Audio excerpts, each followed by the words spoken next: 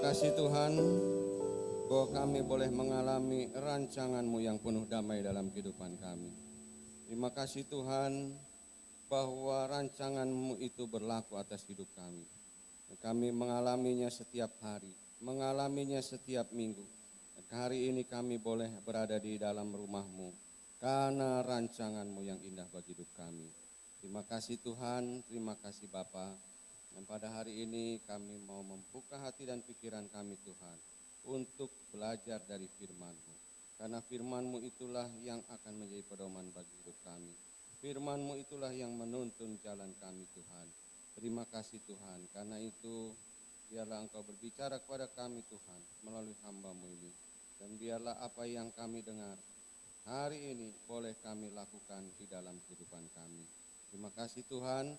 Di dalam nama Tuhan Yesus kami berdoa dan mengucap syukur. Haleluya. Amin. Amin. Belum disuruh duduk dah. Haleluya. Saudara siap dengar firman Tuhan?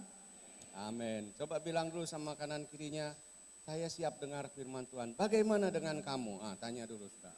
Haleluya. Ya, silakan duduk Bapak Ibu Saudara sekalian. Haleluya. Bapak Ibu sekalian, tema dari firman Tuhan pada hari ini adalah sukses dalam penundukan diri terhadap Roh Kudus.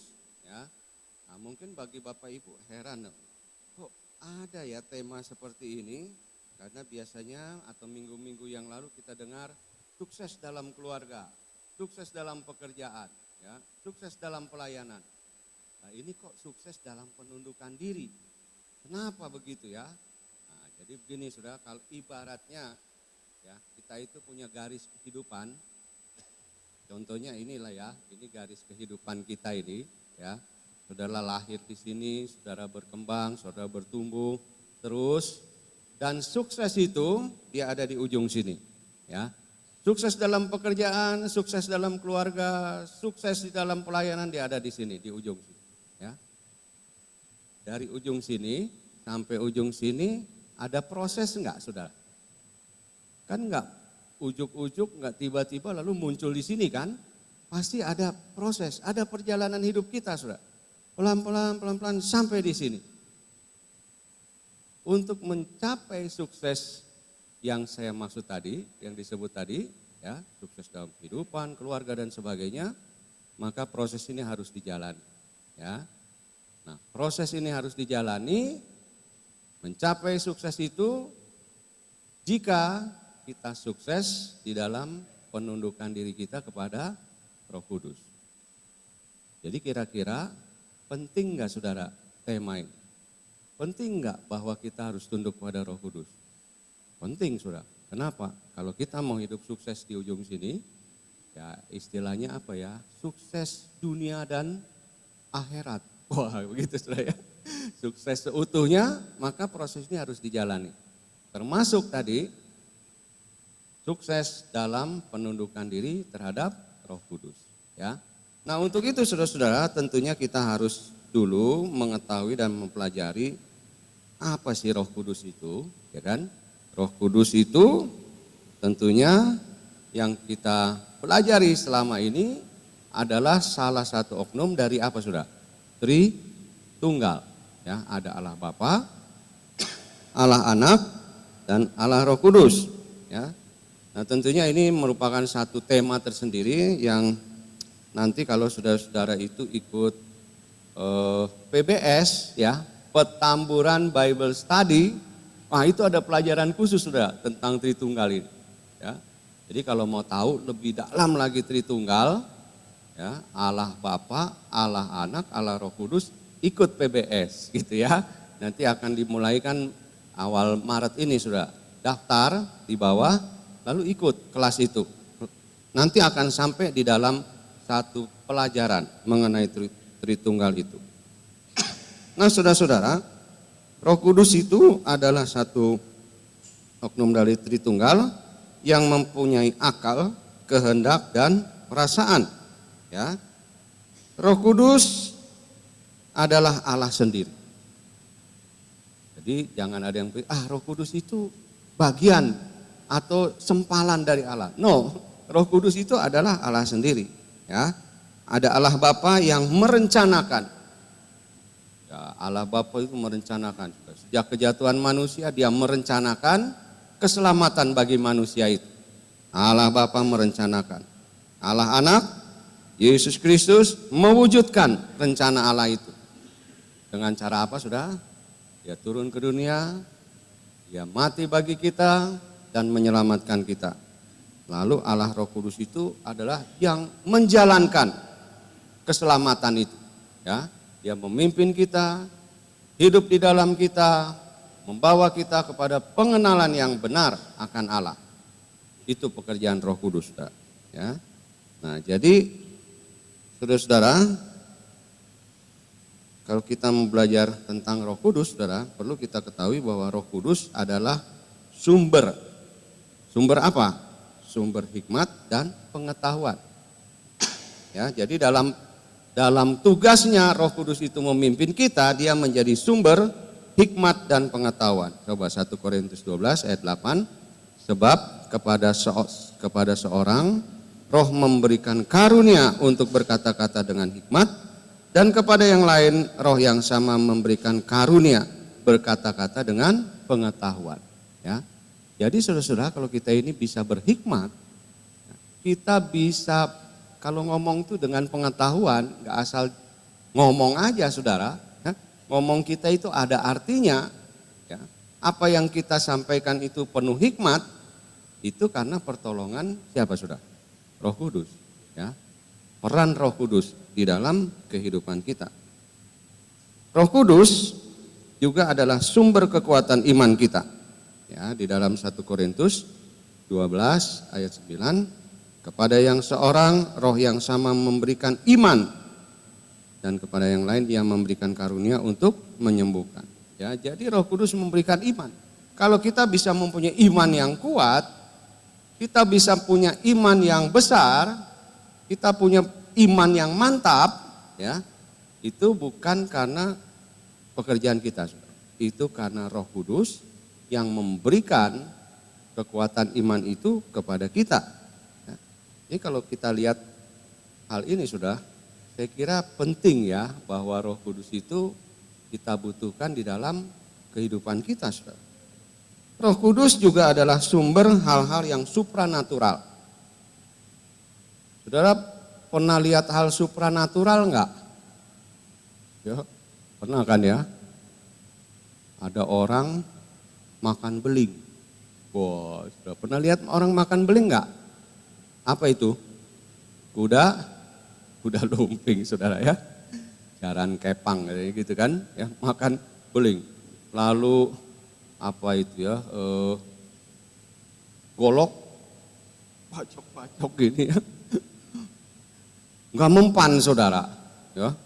Nanti apa itu, cap gome ya, wah katanya kalau cap gome di Singkawang tuh rame katanya. Kenapa? Wah pada keluar tuh dukun-dukun tuh pakai apa, golok, tusuk-tusuk nggak mempan, saudara. Ya itu supranatural, saudara, hal-hal yang supranatural. Kalau saudara kita percaya kepada supranatural yang dihadirkan oleh kuasa iblis, maka kita juga tahu, kita percaya bahwa ada supranatural yang dikerjakan oleh Roh Kudus, saudara. Ya. Apa saja itu? Kalau 1 Korintus 12 ayat 10, menyembuhkan. Wah, itu supranatural, Kak. Supranatural juga, saudara ya. Tumpang tangan, olesin minyak, sembuh, saudara. Ya, berapa minggu yang lalu ketika Pak Robinson khotbah sini, wah ada terjadi hal yang supranatural, saudara. Ada yang bejolannya apa? Hilang katanya, gitu kan? Ya. Nah, jadi ini supranatural, menyembuhkan, mengadakan mujizat, bernubuat. Wah, ini juga supranatural, saudara. Bernubuat itu apa? Mengucapkan apa yang akan terjadi di kemudian hari, ya. Bukan lubuat ya, beda nggak nubuat dengan lubuat? Beda ya, beda, saudara. Karena ada orang yang begini, dia bikin lubuat, bukan nubuat, saudara. Dia nubuatkan, ya. Dia bilang begini, saudara. Tuhan berkata pada saya supaya kamu menceraikan istrimu, karena istrimu itu enggak satu roh sama kamu. Waduh, ini sesuai firman Tuhan enggak? Enggak, Saudara. Ya, itu nubuat bukan nubuat. Ujung-ujungnya apa? Rupanya dia naksir sama istrinya orang itu, Saudara. Makanya dia suruh cerai aja, Saudara. Ya, nah itu nubuat. Ya, kemudian hal supranatural juga adalah membedakan bermacam-macam roh. Ya, kita tahu ini roh dari mana, ya. Kita bisa merasakan, Saudara, ya. Ada yang bisa tahu, wah ini roh dari sana nih, pantai selatan katanya gitu kan. Wah ini roh dari mana lagi? Bisa membedakan. Ya. Berkata-kata dalam bahasa roh dan menafsirkan bahasa roh. Ya, itu adalah hal-hal yang supranatural yang diberikan Roh Kudus kepada kita, Saudara. Kemudian juga Roh Kudus adalah meterai bagi keselamatan kita. Ya, Efesus 1 ayat 13 bilang, di dalam Dia kamu juga, karena kamu telah mendengar firman kebenaran, yaitu Injil keselamatan, di dalam Dia kamu juga ketika kamu percaya dimeteraikan dengan Roh Kudus yang dijanjikannya itu. Jadi sebuah surat perjanjian akan sah kalau ada apa, Saudara? Meterainya. Ya, kalau nggak ada meterainya ya itu dianggap ya itu hanya tulisan biasa aja, Saudara. Tetapi ketika ada meterai, maka surat perjanjian itu akan sah. Ya. Demikian juga Roh Kudus memeteraikan kita, yaitu keselamatan kita, Saudara. Ya, Tuhan Yesus telah mati di atas kayu salib, Dia mencurahkan darahnya bagi kita, Dia menyelamatkan kita, dan Roh Kudus itulah yang menjadi meterainya. Kita sah diselamatkan. Ya, jadi kalau kita lihat sini peranan Roh Kudus luar biasa, Saudara. Ya, dan Roh Kudus mempunyai sifat Dia ingin diam di dalam hidup kita. Ya, 1 Korintus 3 ayat 16. Tidak tahukah kamu bahwa kamu adalah bait Allah dan bahwa Roh Allah diam di dalam kamu. Ya, jadi Roh Kudus itu rindu untuk tinggal di dalam hati kita, Saudara. Ya, tetapi ada banyak orang yang menolaknya. Dan ketika kita menolak Roh Kudus berarti kita sedang mendukakan Roh Kudus. Jadi saudara-saudara, kita melihat pentingnya Roh Kudus itu di dalam kehidupan kita. Kalau kita mau mencapai tadi sukses di ujung kehidupan kita itu, ya, maka kita memerlukan Roh Kudus. Peran Roh Kudus itulah yang akan membuat kita sukses. Nah, tetapi saudara-saudara, ada hal lain yang harus kita kerjakan kalau kita ingin mencapai sukses di ujung sini. Yaitu kita harus tunduk pada Roh Kudus. Ya. Gak bisa Roh Kudus itu bekerja di dalam kehidupan kita kalau kita tidak tunduk kepada Roh Kudus, Saudara. Ya. Jadi tunduk itu kan berarti menyerah penuh. Ya, tunduk itu menyerah penuh, takluk. Nah, kalau orang dalam berperang lalu yang satu pihak kalah, lalu dia apa dikatakan? Takluk, ya. Dia takluk, menyerah tanpa syarat. Serahkan senjatanya semua dan ya udah terserah mau diapakan saya gitu kan. Mau dimasukin penjara, mau ditembak, ya udah takluk kok. Udah tunduk. Ya itu maksudnya ya, menyerah penuh. Nah, tunduk kepada Roh Kudus berarti menyerah penuh kepada Roh Kudus, ya. Jadi dalam kehidupan kita, saudara-saudara, kita kan juga tunduk, ya, seperti anak tunduk pada orang tuanya, bawahan pada atasannya, dia tunduk. Meskipun sering karena apa, Saudara? Terpaksa. Nah itu ya, tunduk karena terpaksa kan. Ya anak-anak tunduk, ya tunduk deh daripada nggak dikasih uang jajan, gitu kan. Atau bawahan pada ya tunduk dah daripada dipecat, gitu kan. Padahal hatinya nggak tunduk, Saudara. Ya, gak tunduk. Ya, cuman sikapnya aja yang tunduk, tapi hatinya tidak tunduk. Ya. Nah ini beda, Saudara. Manusia tunduk kepada Roh Kudus itu bukan model yang begitu, bukan model, aduh gua ngeri ya, nanti dihukum saya kalau nggak tunduk. Gak ada, Saudara. Roh Kudus itu tak memaksa kita. Ya. Roh Kudus itu tidak membuat kita menjadi takut akan hukuman kalau kita tidak tunduk, Saudara. No, Roh Kudus bukan yang model begitu. Ya. Roh Kudus bukan monster, saudara, sehingga kita takut kepada Roh Kudus seperti kita takut kepada mungkin guru kita, kepada polisi, kepada orang tua dan sebagainya. Ya. Roh Kudus tidak pernah memaksakan kehendaknya, tetapi saudara-saudara, ya, pada kenyataannya manusia juga nggak mau tunduk pada Roh Kudus, saudara. Ya. Nah, tunduk kepada Roh Kudus seharusnya saudara-saudara kita menyadari harus karena keharusan dan kebutuhan itu. Tunduk pada Roh Kudus karena keharusan dan kebutuhan. Ya. Seperti ketika masa kelaparan melanda dunia ini, ya, waktu itu di Mesir, Yusuf menjadi raja, ya, menjadi orang kedua di Mesir. Ya. Dan semua orang Mesir, semua orang di seluruh dunia, bahkan sampai kakak-kakaknya itu datang ke Mesir, tunduk kepada Yusuf, kepada perintahnya, kepada peraturan yang dibuat oleh Yusuf. Karena apa? Karena kalau nggak tunduk, maka nggak dapat makan, saudara. Dan kalau nggak dapat makan, lalu apa, saudara? Mati dia. Ya. Jadi saudara-saudara, tunduk kepada Roh Kudus itu, kalau kita tidak tunduk sepenuhnya kepada Roh Kudus, maka kita juga akan mengalami hidup yang seperti itu. Kita akan mati rohani kita tidak akan bertumbuh, dan di ujung dari kehidupan kita, saudara-saudara, ya kelihatan kita sukses sih memang, ya, mungkin harta kita banyak, mungkin pangkat kita banyak, titel kita banyak, ya. Di belakang nama kita itu apa, saudara? Titelnya panjang, ya. Ada apa namanya? MA, MTH, macam-macam, ya, doktor, karburator, sebagainya gitu, ya. Ya. Ya. Tapi ada pepatah bilang gini kan, katanya, ekor babi itu tidak menentukan kualitas daging babi, saudara. Nah, ngerti nggak maksudnya? Gitu, ya. Jadi meskipun gelarnya panjang-panjang, tetapi itu sebetulnya tidak menentukan kualitas hidup seseorang, saudara. Kenapa? Karena gelar itu bisa dibeli, gitu kan? Ya, saya lihat-lihat, aduh kasihan juga ya. Masa baru 6 bulan, udah doktor, saudara. Ya itu gelar beli, kan? Dan itu tidak, ya kualitasnya orang itu kan juga pasti kelihatan, saudara, ya. Nah, jadi saudara-saudara,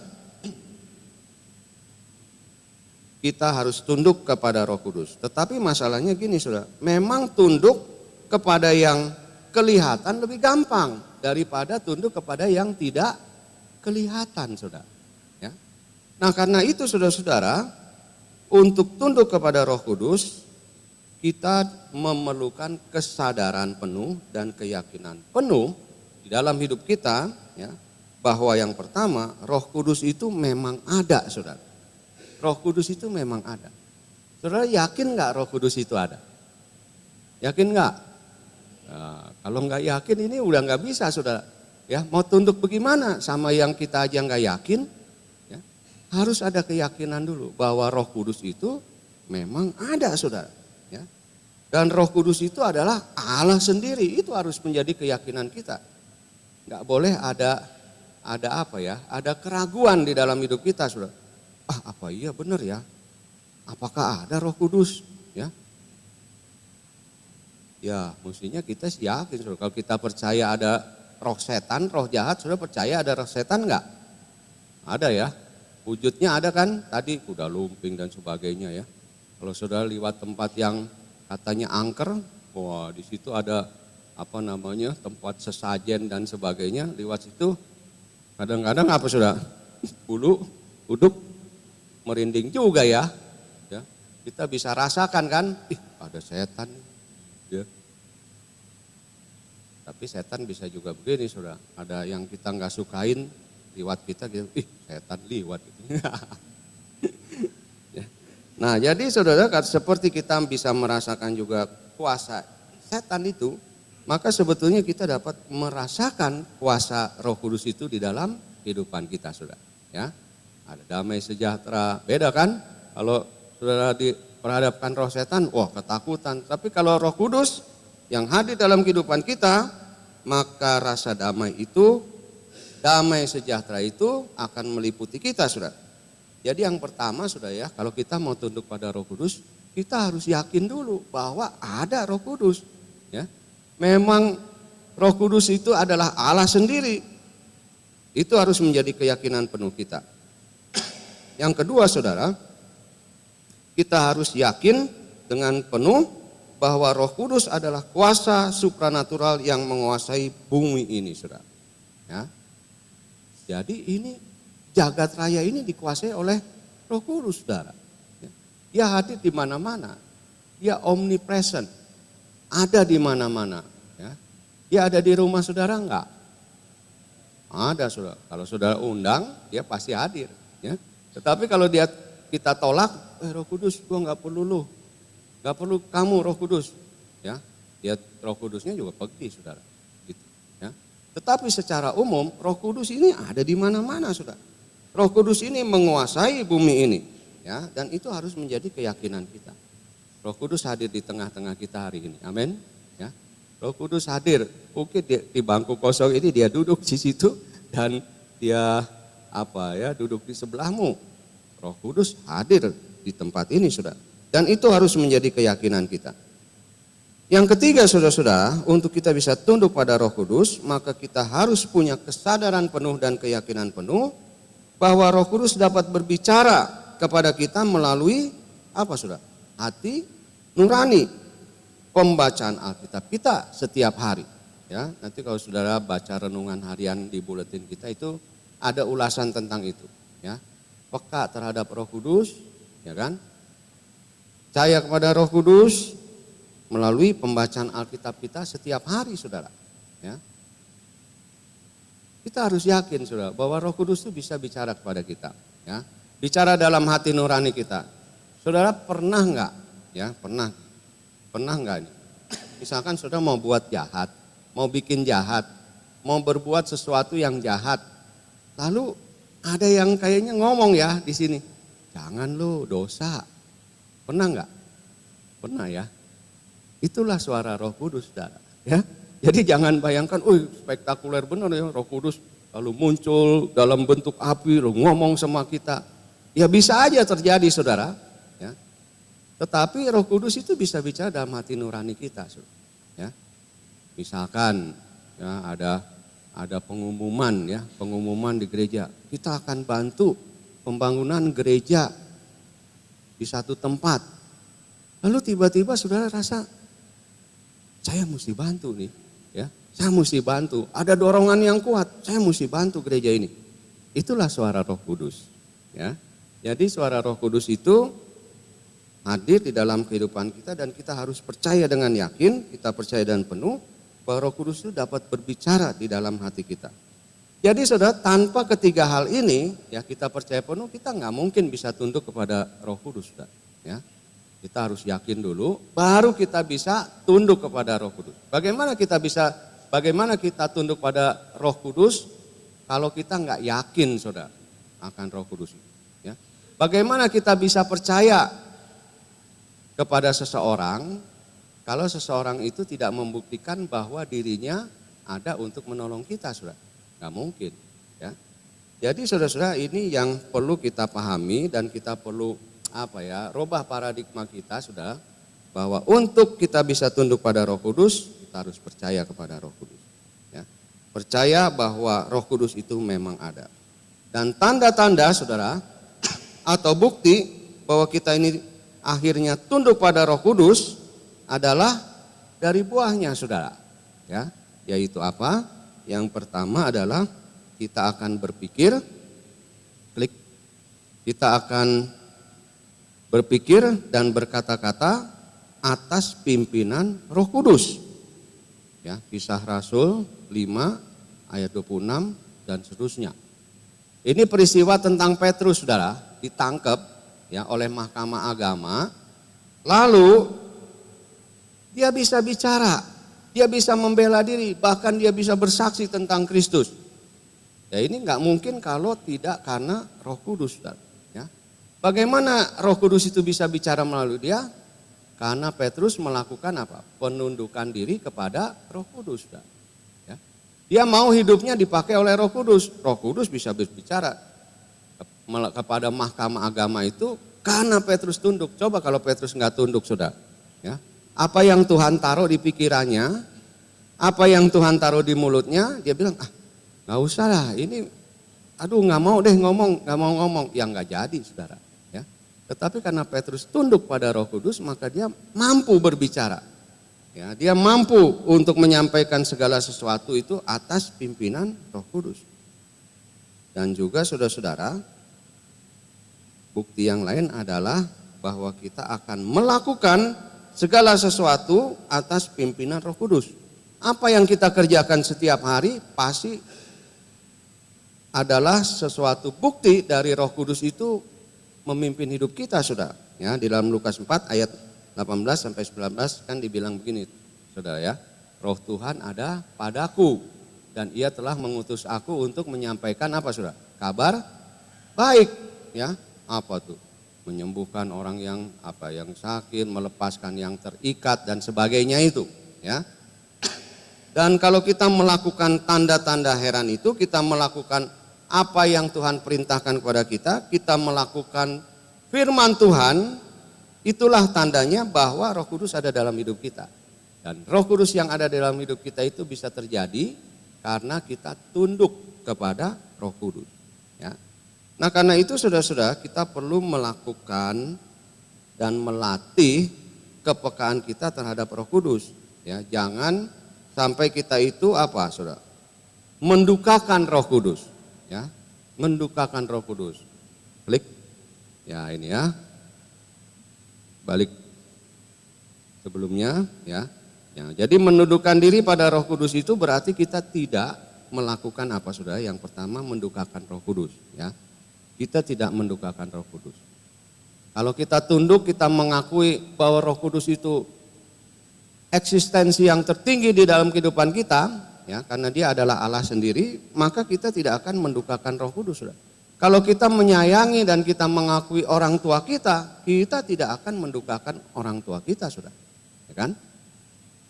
Jadi di dalam Efesus 4 ayat 30 dikatakan, dan janganlah kamu mendukakan Roh Kudus Allah yang telah memeteraikan kamu menjelang hari penyelamatan. Ya, jadi sekali lagi fungsi Roh Kudus itu memeteraikan, ya, dan kita dibilang jangan mendukakan Roh Kudus itu, ya. Nah, mendukakan Roh Kudus itu kan bisa dengan apa, saudara? Tidak mau mendengar suara Roh Kudus itu, menolak, ya. Tuhan udah ngomong nih, Roh Kudus ngomong, ayo kerjakan, ya. Nanti aja Tuhan, ya, nggak maulah, ya, apa iya saya bisa. Nah ini mendukakan, akhirnya lama-lama mendukakan Roh Kudus, sudah. Ini kan mau SPY ya, kita tanggal 15 mau SPY saudara. Ya. Mungkin hari-hari ini Tuhan ngomong sama hidup kita, dalam hati kita, dia bilang, ayo ajak temanmu yang sana itu loh untuk ikut SPY, gitu kan. Ya. Tuhan ngomong di dalam hati kita dan Dia kasih tekanan yang kuat dalam hati, ayo mesti diajak ini, gitu kan. Tapi saudara bilang, aduh Tuhan malu nih ngajak dia nih. Ogah dah, nanti saya ditolak lagi, belum apa-apa udah ketakutan saudara, gitu kan. Ya. Nah ini menolak Roh Kudus, sudah menolak ajakan Roh Kudus. Lama-lama kalau kita ini menolak terus, kita mendukakan Roh Kudus. Nah gitu kan. Ya.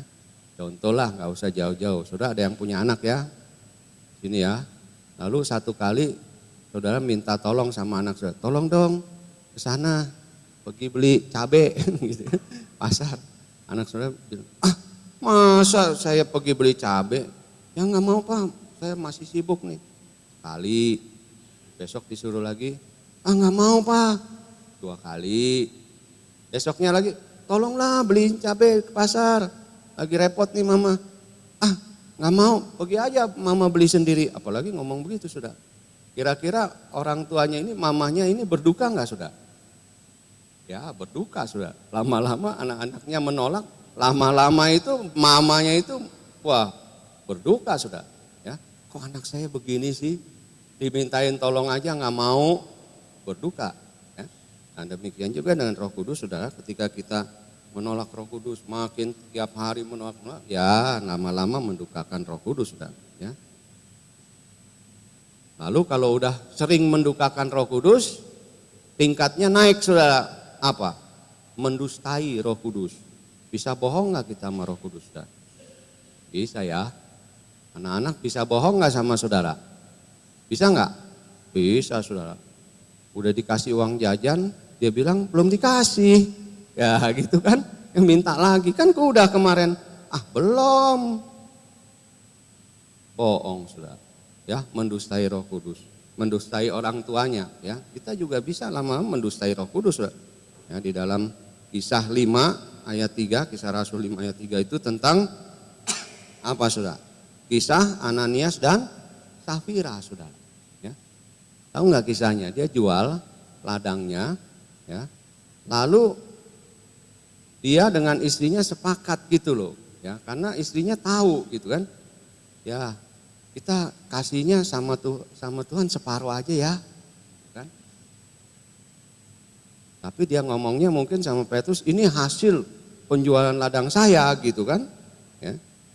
Ya, lalu Petrus oleh Roh Kudus dikasih tahu, ini bohong ini, mendustai ini, gitu kan?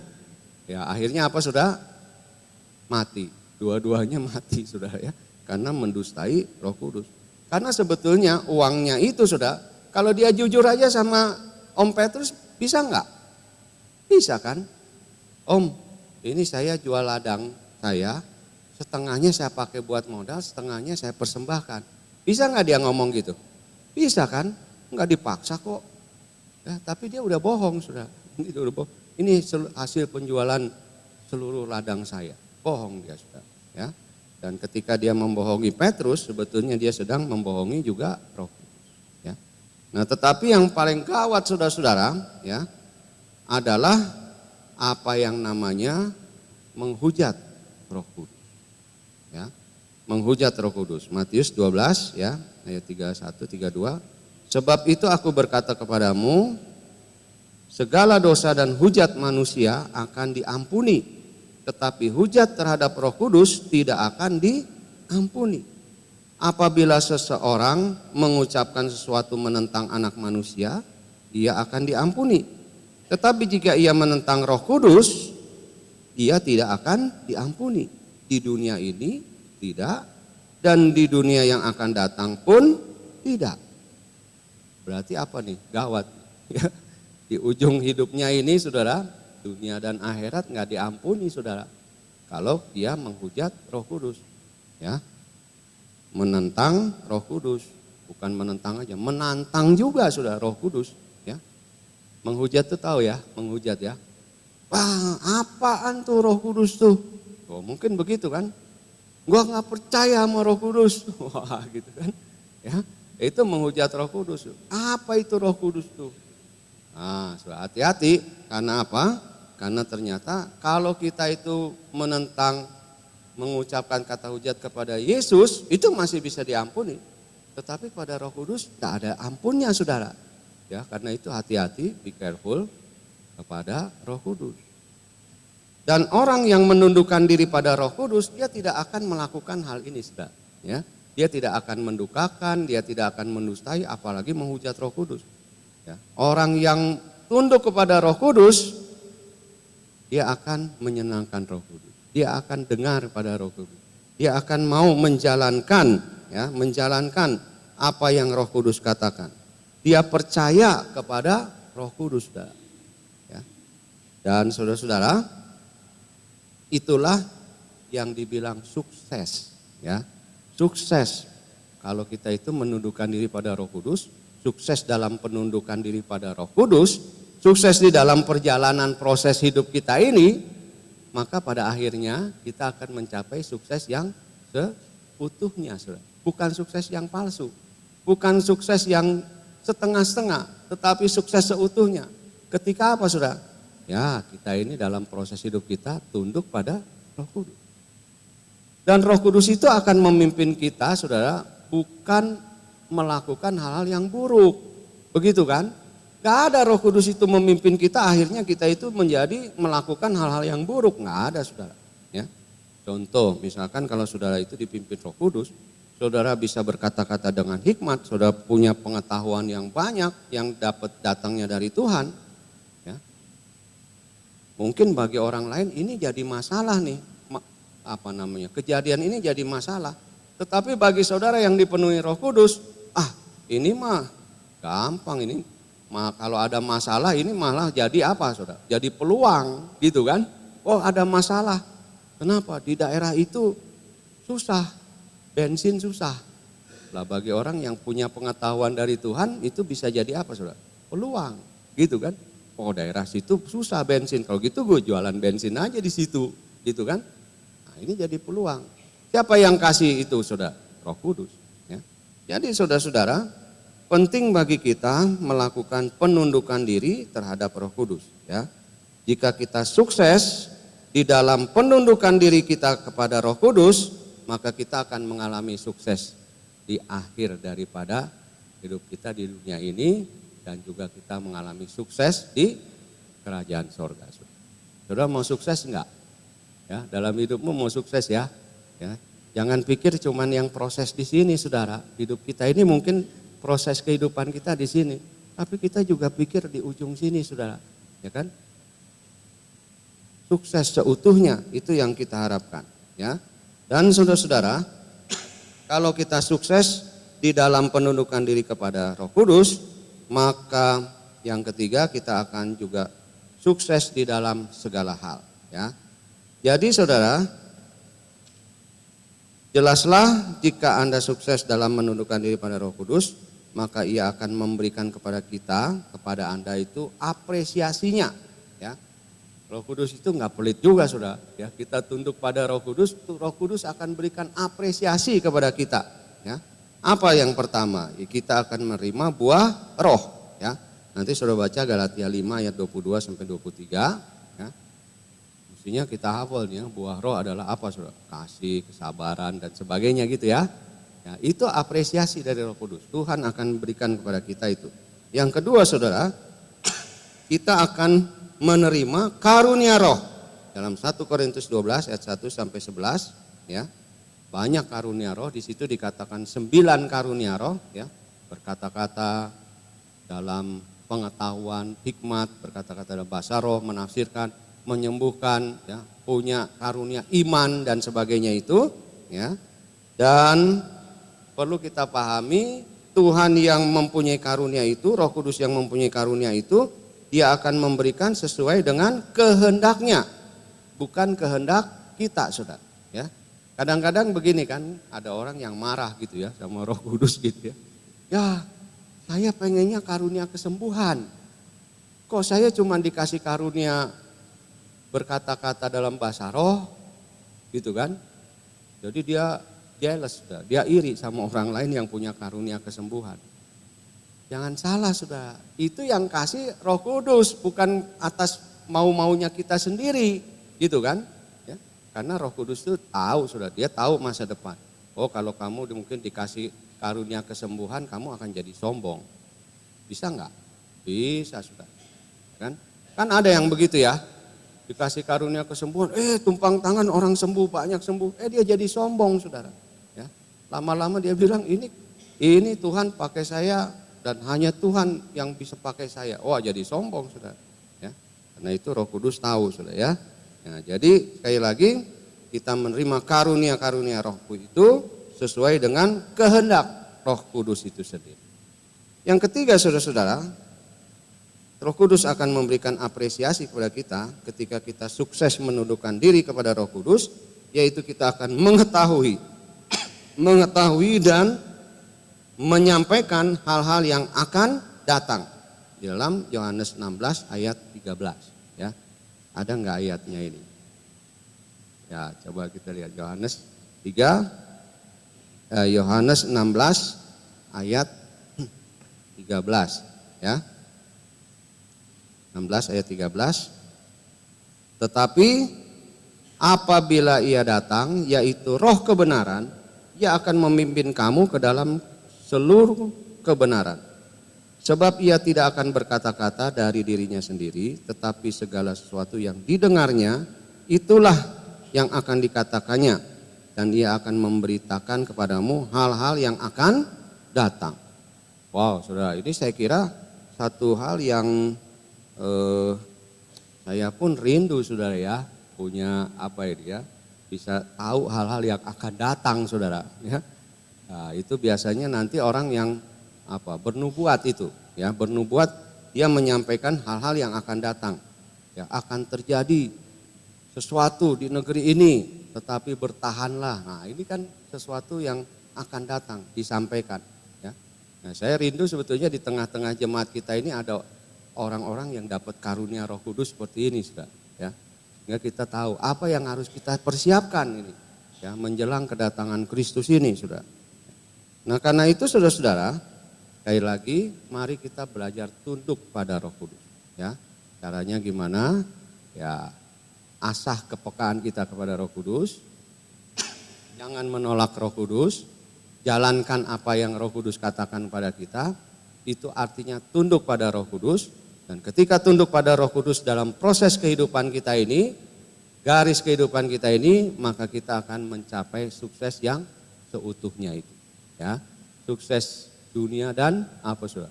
Akhirat itu ya. Ya, jadi saudara-saudara, mari kita belajar tunduk setiap hari pada Roh Kudus.